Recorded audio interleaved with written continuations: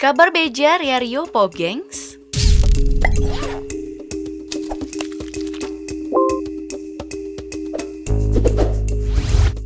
Ini adalah provinsi yang telah lama menjadi sarang konflik dan pelanggaran HAM. Penduduknya telah berjuang untuk kemerdekaan selama beberapa dekade di tengah tuduhan kekerasan, penindasan, dan eksploitasi. Di luar itu, ini adalah provinsi dengan ibu kota yang dijuluki Kota Injil. Provinsi yang kaya dengan sumber daya alam, dari perairan sampai daratannya. DP Wiki kali ini akan bertolak ke Papua Barat.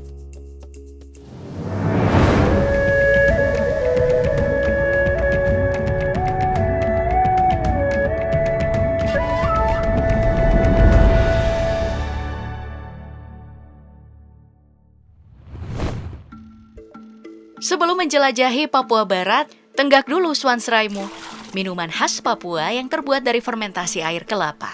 Biasanya disajikan di dalam batok kelapa. Minuman ini lambang dari kekerabatan, perkenalan, dan penghormatan.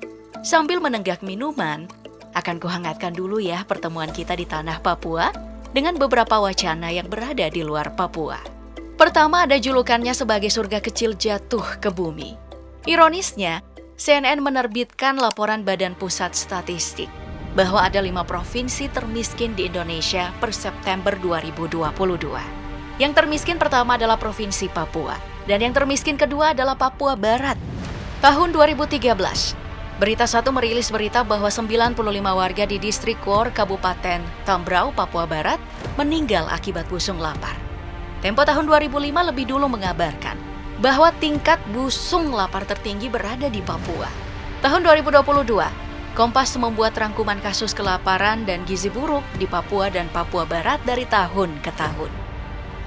Alamnya pun rusak. Forest Digest dalam lamannya menampilkan rilisan foto NASA yang memperlihatkan kondisi hutan Papua di tahun 2002 dan 2019.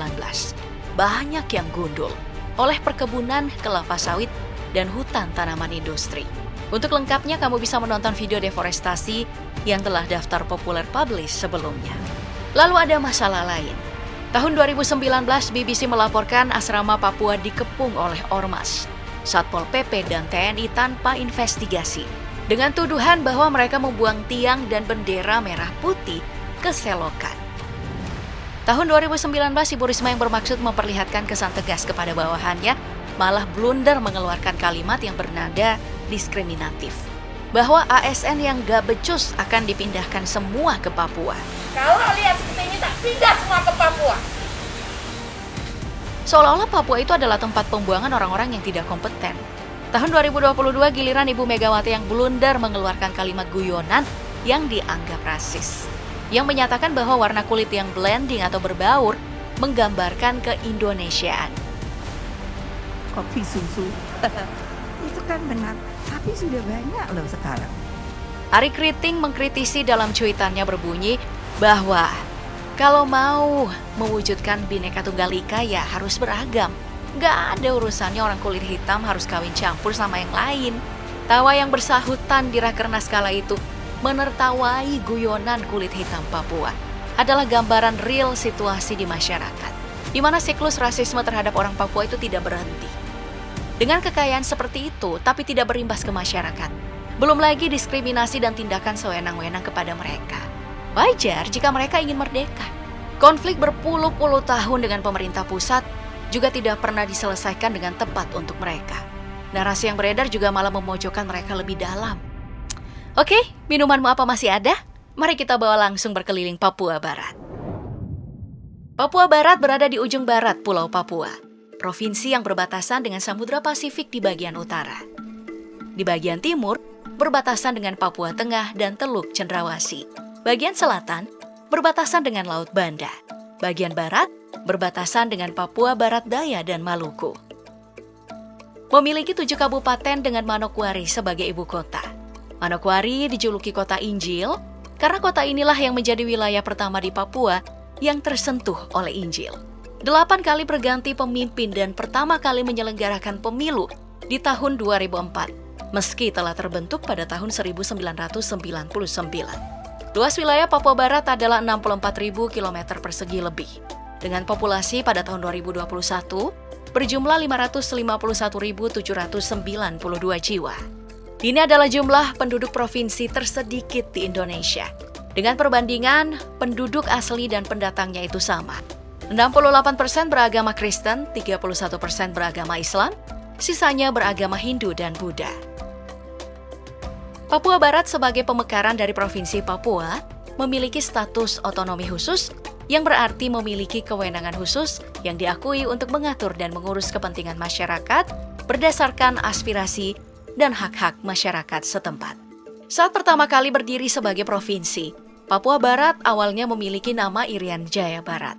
Di tahun 2007 diubahlah menjadi Papua Barat, memiliki moto Cintaku Negeriku, dengan lambang dan logo daerah yang menggambarkan kekayaan alam Papua Barat. Ada pohon dan ikan, sumber daya alam yang mereka miliki. Menara kilang dengan semburan api adalah lambang dari pertambangan yang juga dimiliki Papua Barat. Ada burung kasuari gelambir tunggal di tengah, mengartikan lokasi Papua Barat yang ada di leher Pulau Papua. Kasuari jenis ini bernama ilmiah Casuaris unapendiculatus, hewan khas dan endemik Papua Barat. Pelepah daun sagu menggambarkan makanan pokok dari orang Papua. Dipenuhi hutan rimba, perairan bersih, Papua Barat persis yang digambarkan oleh Frankie Sahilatua, surga kecil yang jatuh ke bumi. Hutan rimbanya adalah habitat beberapa hewan langka. Selain burung cendrawasih yang sudah dikenal luas dan kasuari yang menjadi ikon Papua Barat, ada juga burung mambruk ubiat, endemik Papua bernama ilmiah Goura cristata. Bermata merah, berjambul mirip mahkota. Kerabat merpati yang terancam punah. Kuskus waigeo bernama ilmiah Spilocuscus papuensis, juga penghuni lama hutan Papua Barat, khususnya Pulau Waigeo. Kuskus berbulu belang-belang yang pemalu dan aktif di malam hari. Hutan hujan tropis dan pegunungan di Kabupaten Tambrau menjadi salah satu tempat favorit ratusan spesies burung yang unik-unik. Di antaranya adalah Lizard Bird of Paradise, Magnificent Bird of Paradise, Sulfur Crested Cockatoo, Palm Cockatoo, Black Bird Thriller, Common Paradise Kingfisher, Brahmini Kite, Rusty Pitohui, New Guinea Harpy Eagle, Longtail Buzzard. Dan masih banyak yang tidak cukup tempat untuk aku sebutkan di sini. Flora Papua Barat juga tak kalah unik dan beragamnya. Salah satunya adalah buah merah bernama ilmiah Pandanus conoideus yang disebut kuansu oleh orang Papua Pegunungan. Dari keluarga pandan-pandanan, buah ini mengandung antioksidan yang tinggi. Biasanya diolah menjadi pengganti ubi jalar. Ada juga matoa atau Pometia pinnata, buah manis serupa kelengkeng yang pohonnya tinggi yang jika dikonsumsi secara berlebihan akan mengakibatkan pusing dan mabuk. Di bawah tanahnya, Papua Barat menyimpan mineral, minyak, dan gas bumi. Bahkan Papua Barat menjadi provinsi kelima penghasil minyak dan gas bumi terbesar di Indonesia. Sedangkan di perairannya, Papua Barat adalah surga. Dijuluki surga bawah laut, Raja Ampat adalah daerah yang memiliki keanekaragaman terumbu karang terbesar di dunia. Merupakan persimpangan untuk spesies Samudra Pasifik dan Hindia yang jumlahnya tak terhitung. Raja Ampat seperti sebuah kerajaan spesies bawah laut yang besar. Dengan pemandangan yang cantik dan airnya yang jernih, Raja Ampat selalu masuk dalam daftar rencana liburan banyak orang. Oh iya, di Pegunungan Linah, Kampung Irameba, Distrik Anggi, Kabupaten Manokwari, terdapat goa terdalam di dunia dengan kedalaman mencapai 2.000 meter. Nah, terdapat 26 suku yang mendiami Papua Barat. Yang paling banyak adalah suku Arfak yang dikenal dengan panah busur dan parangnya, yang bisa terlihat saat mereka menampilkan tarian tumbu.